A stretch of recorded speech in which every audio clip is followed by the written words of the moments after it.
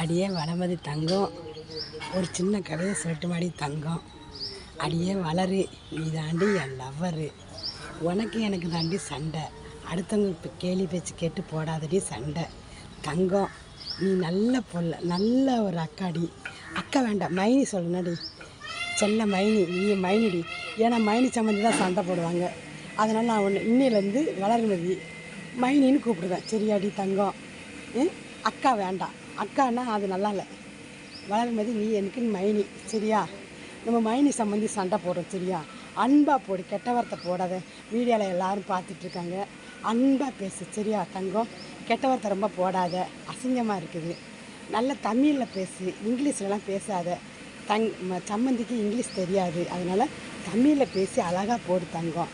நம்ம 2 பேர் சண்டையை இங்கிலீஷில் போட்டு நார வைக்காத. சரியா தங்கம்? உன்னை ரொம்ப பிடிக்கும்டி. I love you.